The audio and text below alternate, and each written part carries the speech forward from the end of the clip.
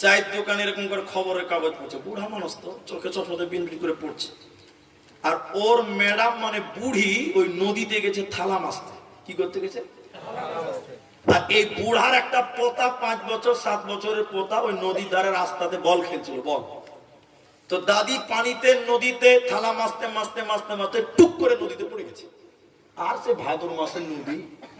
এবার দাদি পড়ে গেল, পোতা দেখলো, পোতা বল খেলা বাদ দিয়ে মারলো দৌড় চায়ের দোকানে বুড়াকে দিয়ে বলছে, ও দাদু, খবরের কাগজে রাখো, ঘরের খবর নাও, তোমার ক্যাথা খালি। বুড়া চমকে গেছে, কি ব্যাপার, কি হলো রে ভাই? ওই যে দাদিকে দেখলাম নদীর ধারে থালা মাছতে গেছিল, আমার নিজের চোখে দেখলাম টুক করে পানিতে পড়ে।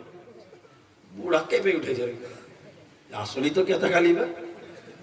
বুড়া এরকম এদিকে দেখে এরকম বগলির তেলে পেপারটা খবরের কাগজ চালিয়ে বলছে, চলে ভাই তো দাদির লাশটা বার করি, জানাজাটা তো করতে হবে। এতদিন যখন সংসার করেছে, দাদু পোতাতে চললো লাশ খুঁজতে। আচ্ছা আপনারা বলুন, লাশ কি উপর দিকে যাবে না নিচে দিকে যাবে? লাশ পূজানে যাবে না ভাটিতে যাবে? ভাটিতে যাবে। এ বুড়া বগলিতে এরকম কাগজটা ভরা দাদু আর পোতাতে লাশ খুঁজতে খুঁজতে খুঁজতে কিন্তু বুড়া উপর দিকে উজানের দিকে দিয়েছে। পোতা তখন বলছে, বুড়া, বুড়ির লিগে কি টাওয়ার হারিয়ে গেছে? তখন গেছে, কেন ভাই?